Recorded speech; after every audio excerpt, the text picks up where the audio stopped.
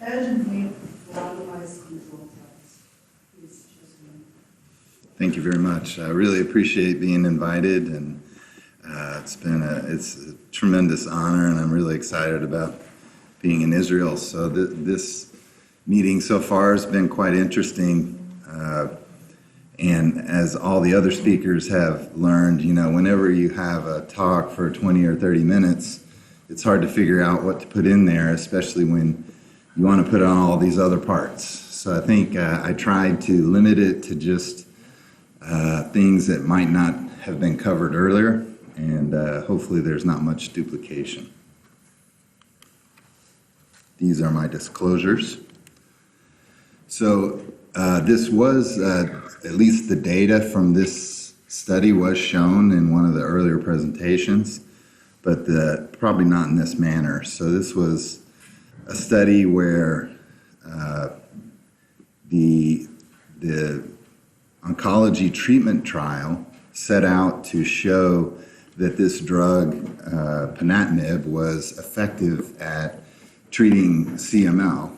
And actually, the study was stopped early because it did meet its primary endpoint, and it had a significant improvement in the CML in patients that were given ponatinib. And this led to this information being released to the FDA in the United States, and the stock rose for the company dramatically in a span of a day. However, the next day, the release of the cardiovascular toxicities that occurred with this drug were similarly released. And so then the stock prices dropped by over 40% in a day.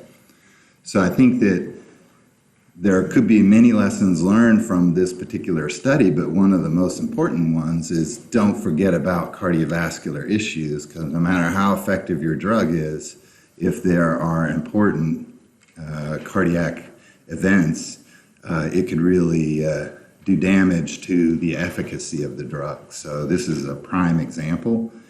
And actually, the FDA had to reverse their decision about the data in this particular drug within a 24-hour period. So it's really a unique example of how the toxicity seen by a drug could really have a tremendous impact on whether the drug is used.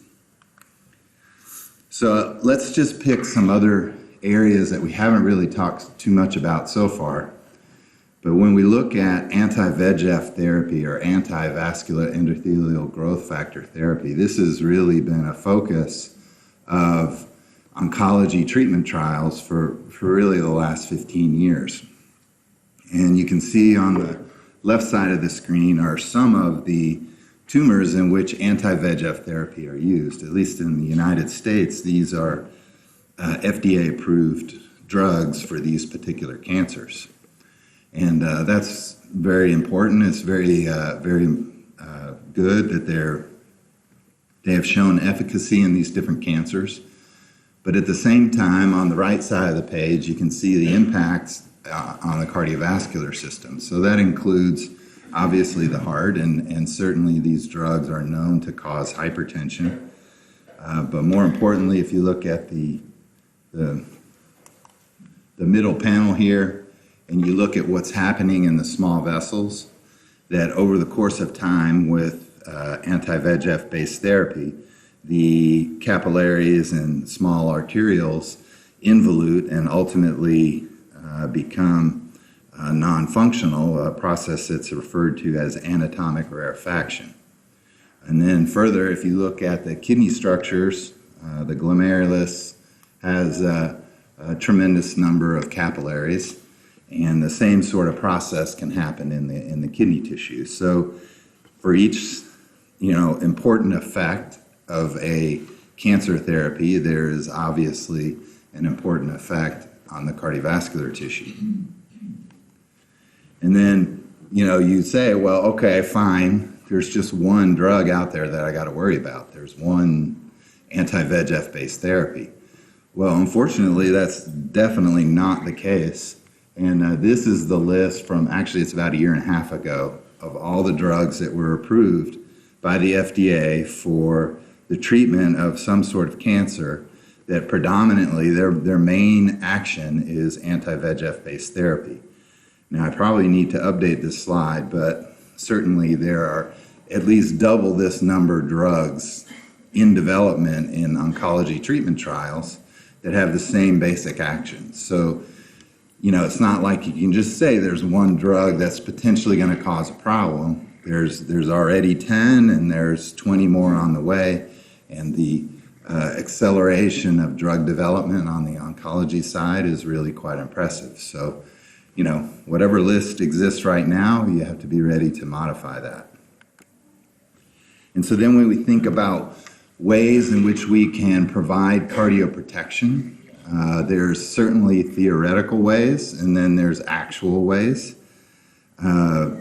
This is just a figure kind of describing some of the methods in which we might be able to enhance cardiovascular protection for patients that are being treated with anti-VEGF based therapy. So, it can include something, I'm not sure I even know what AMP kinase inhibition or energy compromise is, I suppose I know what pro-apoptotic effect is, but, I certainly know, that if we increase LV afterload in a cardiovascular system, that's a very negative thing and something that we don't want to do on a chronic basis for sure. And then thinking about what strategies there are to potentially provide protection include basic strategies that we're very comfortable with, such as beta blockers and ACE inhibitors. But then, some of these other potential therapies, need to be explored. They're not clinically relevant at this point. So I think that, we need to think about what is known and then certainly what is not known and how can we apply that most readily in our patients. And so to just take this down to sort of, the nuts and bolts of things, one of the things that we know very well is for anti-VEGF based therapy, especially in renal cell cancer, that this is one of the cancers that has been very responsive to anti-VEGF based therapy. And it was a key treatment because those cancers, or renal cell cancer in particular, was very refractory to any treatment that we had collectively had been giving them. And to find effective therapies was critically important. But of course, the main side effect or the main effect of those therapies was substantial hypertension. So I think that, we've had to figure out how to manage that hypertension more effectively. But one of the key points that we've sort of learned by looking at things retrospectively is that it does matter which therapy you use. So it does matter which antihypertensive therapy you want to pick. And so understanding how we can be more careful or more disciplined in our picking of blood pressure medicines is a key point. So I think that if you look here at this retrospective study, it just showed that for those, this is the most curious abbreviation for renin-angiotensin system inhibitors that I've ever seen. So it's the red line, the ASI, and I think it was angiotensin system inhibitor or something. So that's the group of patients that were on RAS inhibitors, and you can see that their overall outcome was much better if they were on that class of drugs. And in a way, that's contrary to what you might normally do in those patients, because most of them had some degree of renal insufficiency. Probably the majority had at least one kidney taken out. And to use that type of therapy maybe kind of go against what you would normally do. And so I think it's important for us to really pay attention to what's going on and constantly look back. And then in the future, as I'll sort of show, we really need to look at prospectively what we've learned retrospectively.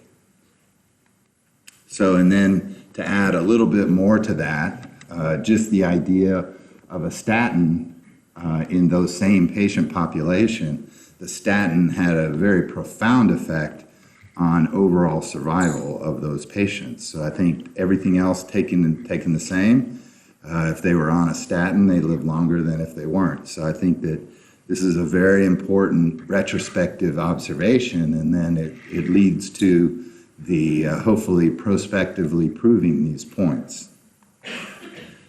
So one of the things that's also really important is, you don't, as was talked about several times this morning, we don't necessarily want to have any particular recipes, especially if the recipe's not all that good. If the recipe doesn't make a very good cake, then don't make that cake, or, find a different recipe. So I think that if we start making a bunch of recipes and we don't verify that those recipes are helpful, then we're not advancing the field. But this is one such recipe, and actually I don't have a major objection to anything here, although there are certainly things that I might change myself. But just the idea that for patients that are undergoing anti-VEGF based therapy, you would have the patient make sure their blood pressure is monitored at home, but on every clinic visit, you may use specific cardiac tests to help guide your choices. And then you obviously want to screen for heart failure at every visit. This is a very practical approach that I do agree with. And then I think it's more about that interaction to help guide the treatments in those patients. It's not so much about how often we do a particular test or how we interpret those test readings. It's more about contributing to the care of that patient as it's ongoing. So let's take another look at, this particular data was shown on one slide this morning, but you probably wouldn't have seen it because it was buried in other parts of the slide. But this is just a perfect example of what I would say.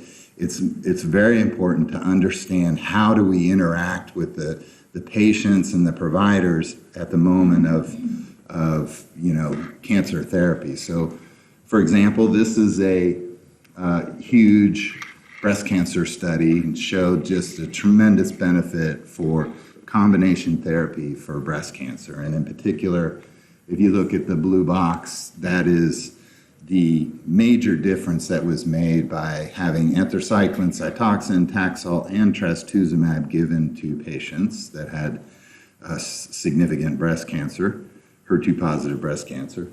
And you just look at that blue box and you see that the amount of breast cancer recurrence was dramatically reduced by those people that got what I like to refer to as the kitchen sink. They got everything. They got it all. And it made a huge difference in breast cancer.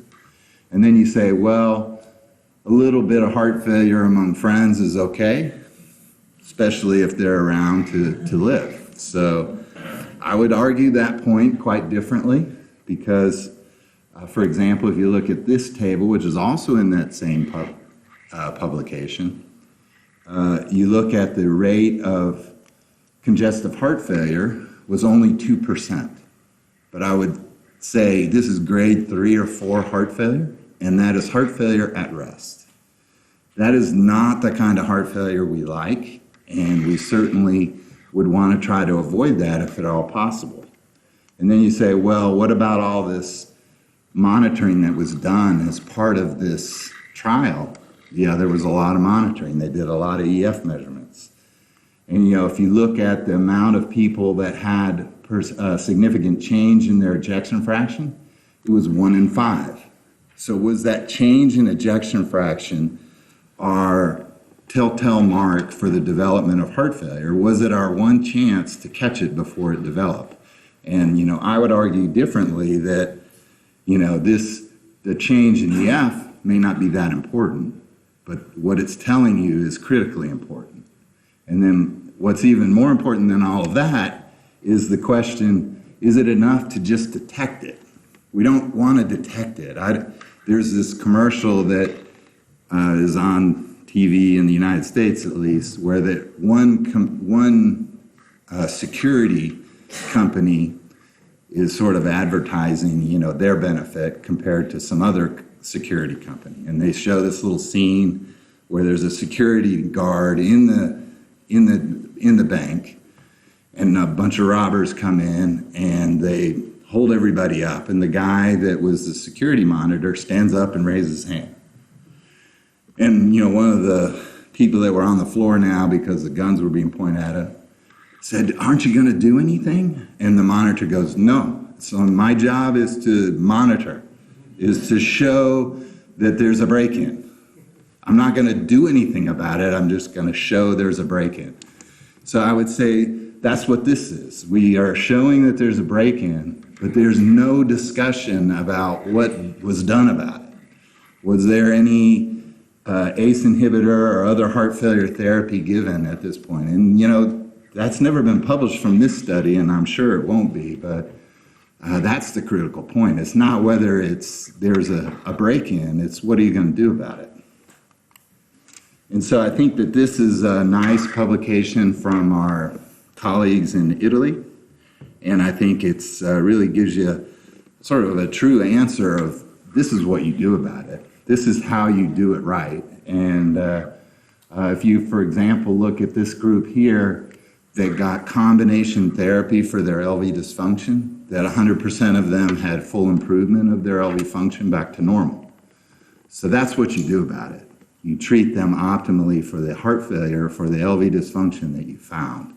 And, this is not just saying that there's a problem. It's like, how do you manage this?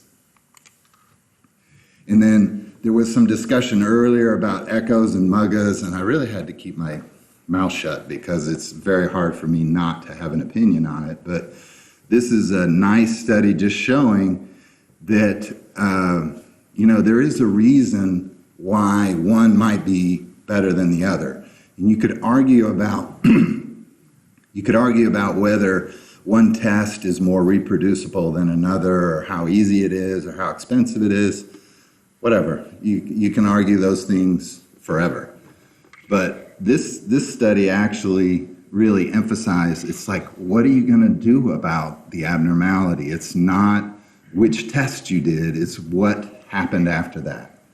And if an echo was done in this particular study, the patients were much more likely to have a cardiologist engaged, and they were going to be more likely to be on appropriate heart failure therapies. So the key point is not whether you monitor it more accurately, but what's the next step? What are you doing to prevent it from getting worse or treating it in its optimal fashion? And so then again, most of these studies were retrospective. And this will be kind of the final retrospective study that I'll show. But it's particularly important in that, it showed that a statin prevented the development of heart failure. And you go, well, how did that happen? What is a statin going to do about prevention of LV dysfunction? And, I can propose numerous possibilities, but the facts are that in the group that was on statins and they were undergoing anthracycline and trastuzumab-based therapy for breast cancer, that they had a better long-term outcome than those that weren't on statins. So I think that it's an important point that optimal cardiovascular care does have an important impact. So do we have any randomized studies to guide our practice to date? So this is an interesting question. So let's take a look at a few. So one of the first was a study looking at people that were, again, this was from our Italian friends, that were looking at patients that were getting high-dose chemotherapy. Most of it was for breast cancer, but there were other cancers as well. And they were getting multiple drugs, including anthracyclines. And they randomized them to either an ACE inhibitor or a placebo. And you can see the group that got an ACE inhibitor had virtually no cardiac events compared to the group that had placebo. And you can see there's a substantial number of real cardiac events, not just EF changes. So I think that the addition of an ACE inhibitor to this picture was helpful, no question. It was a small study. The total number of patients was under 100. Then there was a similar study done predominantly with anthracycline-based treatment, and they looked at carvedilol, whether carvedilol prevented the development of LV dysfunction, and the group that got carvedilol had no change in EF, whereas the group that had placebo, you can see there was a significant drop. Now, this is also a very well done study, but it was still small. Probably total number of patients, I think, was around 70 or so. So again, we're not talking about major cardiology, typical randomized studies with thousands of patients. These are very small studies, but certainly apply an important principle. And then this study, whenever I talk about this one, it's just really impressive to me that they actually did it. So I always give them kudos for that. But basically, they randomized patients that were either getting multiple drug chemotherapy for leukemia or they had lymphoma and were going to get a stem cell transplant. So they're going to be admitted for many days, have multiple drugs. Very high risk, high stressful situation, obviously, for those patients. And they randomized them to carvedilol and enalapril versus placebo. And so for anybody who takes care of those patients, just having a patient get 2 blood pressure drugs when they're about to get 6 or 7 other chemotherapy drugs, that's impressive how you could do that. And talking to the PI of this study, he said, I had to go up to the nurse's station every day and beg them to give the medicine. And, I can see that. I can see that happening because, they're just not going to do it. But they did do this study. It was only in 91 patients, but in the group that got the combination therapy, you can see there's no change in ejection fraction. And then there's far fewer major cardiac events, even in a small population that was very sick, very high risk. So, the point that these drugs could be helpful in high-risk patients, I think they definitely made that point.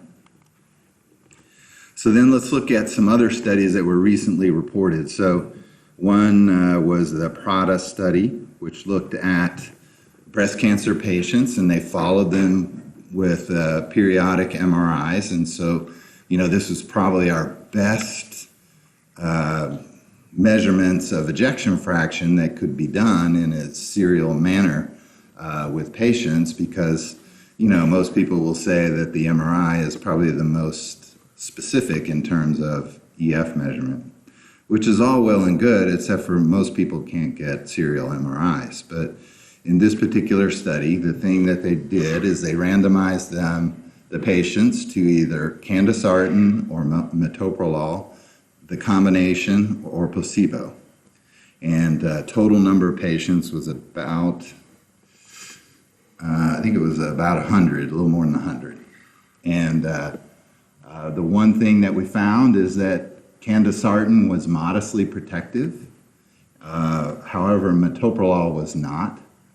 As you can see here, metoprolol was not protective in any particular subgroup.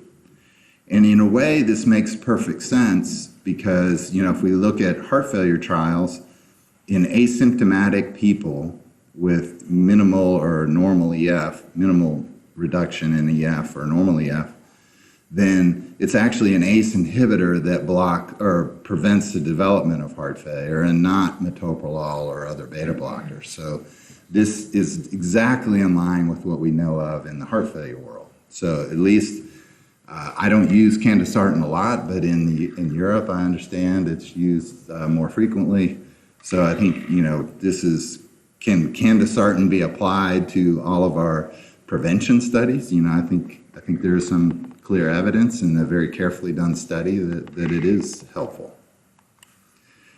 There was a similar study done, the Manticore study in Canada, that randomized patients to perindopril, which is also an ACE inhibitor that I don't use, bisoprolol, or placebo. And this was primarily with trastuzumab-based therapy. So one argument about this study is that they weren't really doing very high-risk patients. They were only getting trastuzumab, small percentage got anthracyclines. And I think that most people would say trastuzumab is not as risky a therapy. In any case, what they found is that there was no major difference between the ACE inhibitor, the beta blocker, or placebo in this particular study in terms of changes in volume, which is what the primary endpoint of the study was. There was, however, a somewhat of an attenuation of subsequent LV dysfunction with bisoprolol in this particular study, so that in this case, bisoprolol may be partially protective. But the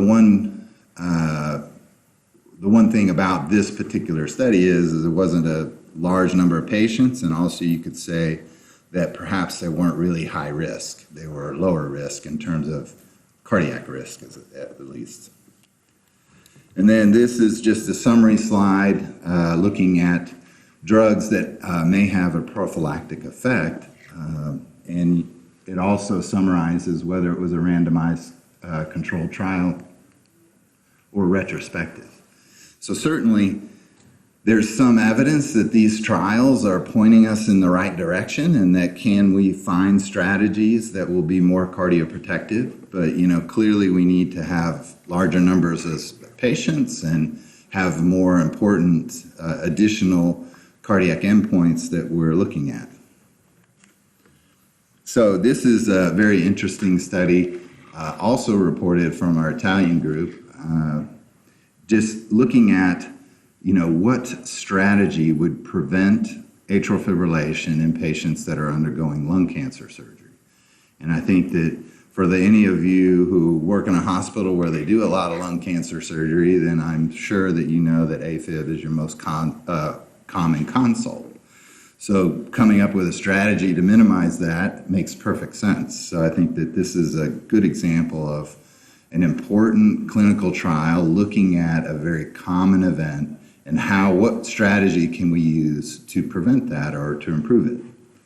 So they randomized patients to either prophylactic metoprolol, losartan, or control.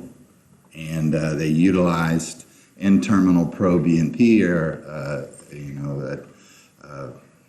a natriuretic peptide, as a way of stratifying the risk of those patients. And so the findings are really quite interesting. If you look at overall, the rate of atrial fibrillation in this population was 9%, so that's pretty high. But then if you look at those, the rate of atrial fibrillation in those that had a high N-terminal pro-BNP before surgery, it was 20%. So you could use typical cardiology information to stratify those at highest risk. So I think that it's this type of study that we really need to be doing in cardio-oncology. We don't need to be trying to reconstitute, retrospective studies. We need to figure out what things we can do that will help guide our practice going forward. And then more importantly, if you look at, the development of atrial fibrillation, especially with either metoprolol or losartan versus control, you can see a dramatic reduction using either metoprolol or losartan compared to control group.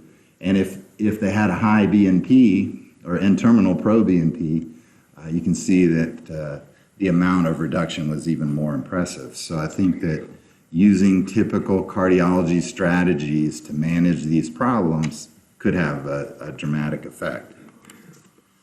So just to summarize kind of what we know, at least in a randomized fashion so far, is that cardiotoxicity can be prevented. And so, the term cardiotoxicity encompasses more than just LV dysfunction. So it has to encompass thrombosis and atrial fibrillation and other vascular problems, as have been pointed out in our earlier lectures. But in terms of which drugs do we want to think about, and depending on your practice environment, they may be available and maybe not. I don't know about nebivolol in Israel, but certainly carvedilol is widely available in the US. ACEs and ARBs, we've got tons of them to pick from, and I don't know which one is more common in your area, but clearly these are effective drugs for prevention. And then you could argue that in high-risk patients, the combination was shown, and certainly spironolactone and statins, there are certainly evidence that they could be helpful. So let's think about the span of inhibitors for cancer therapy is very broad. So I'm just going to show you a couple of others that are out there. So, and why they would be concerning for cardiovascular events. So the proteasome, for example, is a very active system in the myocardial tissues, and for a normal cardiac structure, you need to have a balanced amount of synthesis and degradation of protein in your body. So that's normal. And then disturbances in that balance could result in serious cardiac events, of course, or problems. Well, the proteasome inhibitors are at this point are cornerstone therapies for myeloma. And there are numerous ones being developed, but there are two that are, there's 3 IV and 1 oral that are currently in the market that I'm aware of. But the key thing is that some of the newer proteasome inhibitors are irreversible inhibitors of the proteasome. So if you go back to the slide about the myocardium, if you were a myocardial cell and you were now given an irreversible inhibitor of the proteasome, that might be a problem. So here's an example of a patient that got a proteasome inhibitor, Carfilzomib in particular, and after the 4th dose, developed ST elevation and acute coronary syndrome. Didn't have a big infarct by troponin as measurements, but the EF dropped to less than 20. Once they were, and then had no evidence of coronary disease. And you can also see a very prolonged QT interval in this case. And then after a month later, the EF normalized with appropriate treatment, but you look, the QT interval is still markedly prolonged. And then we reported on our experience with some of the serious cardiac events that occurred in these types of patients. And the range is not simply LV dysfunction. It includes right-sided heart failure. It includes heart failure with a normal EF, acute coronary syndromes, QT prolongation. So the range of problems is much broader than the classic anthracycline EF changing over time type pattern that we've been thinking about. So we need to think differently. And then one of the more important phase 3 studies of Carfilzomib, just recently, the ASPIRE trial. If you look at the total number of cardiac events in the group that got Carfilzomib, you can see it's higher than placebo. So more than 25% of the patients had serious cardiac events. If you add dyspnea to that, it's almost 50% of the patients. And then if we just look at the rate of DVT-PE in these patients, it was twice as high in the group that got Carfilzomib. So combination therapy with an IMiD and a proteasome inhibitor. So, the whole cardiovascular toxicity picture has to include thrombosis, which, we had a very nice lecture earlier about that idea. And then, strategies for minimizing thrombosis are, unfortunately, there is no randomized control study that's going to give you any guide. This is all basically retrospective, and it's just like, well, this is what we do in practice kind of thing. But this is the current recommendations, but I would say there's nothing there that's prospective and tells you this strategy is better than this strategy. And then was also mentioned earlier, especially in breast cancer patients, if you were to start adding immune therapy to that crowd, I would say you're asking for some serious trouble because they've already had, some of them or most of them have had anthracyclines, and probably some or most have gotten trastuzumab. And then if you add another potentially cardiotoxic therapy to that mix, you're going to run into problems. This is just a report of but these therapies are critically important. So, for example, in melanoma and lung cancer, you're finally seeing a huge change in the outcomes of these patients with immune therapy. But no doubt there are cardiac issues. And this is just a report of myocarditis that occurred with immune checkpoint inhibitors, especially combination immune checkpoint inhibitors. And I think that, we need to figure out how to identify those patients earlier, because most of the reports right now, those patients have died from this problem. So I think that we certainly want to catch it earlier. And some of you may have seen this slide before, but it's always helpful for me, because when I start talking to oncologists and they start going on and on about kinase inhibitors, I get lost. And I like this one because I got it, I understand it. So if you look up the NCI website, you'll see this description. It says a kinase inhibitor is a drug that interferes with cell communication and growth and is sometimes used to treat cancer. Now, I really like that, but most importantly, I would say any medication that inhibits cell communication and growth. You could imagine that your cardiovascular tissues could be unhappy with that. So this was also mentioned earlier, that there's some guidelines out there. I would say that you have to be a little bit careful about the word guidelines, because it's interesting, this is not a guideline, it is a position statement.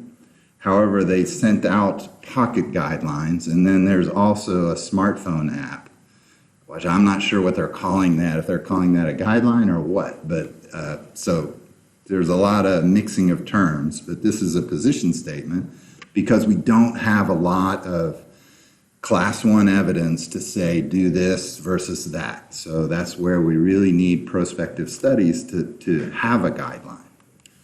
And we saw this slide earlier. I will only emphasize this slide in that I think it's a great summary of what is known about testing in the cardiac safety realm. And it talks about advantages and disadvantages. I think it's a very nice table summarizing a lot of complex stuff. And then what I would say is that there is an ASCO guideline for cancer survivorship, and this is a true guideline because we looked at all of the randomized data, et cetera. But you'll also note, if you actually ever read these guidelines, that there are several places where we made no comment because we couldn't. Everything else would have been just our opinion. So, but I do think that it is extremely important that ASCO supported this, and it actually is a guideline much to the standard of any other guideline that you may have had. And then I'd just like to close by saying this was a recent publication in the International Journal of Cardiology. I find it to be really fascinating. And the thing that's so important about this is it really is telling us what the current picture is. So in a survey of 300 and some odd French oncologists, they were asked about many things about cardio-oncology. And so they did frequently check an echo, or I'm sorry, they would frequently check an ejection fraction measurement before anthracycline or trastuzumab, but they wouldn't with VSP inhibitors, which are like VEGF inhibitors, or any other drug. There was much less frequently that they would monitor ejection fraction. Well, you'd say, okay, I understand that.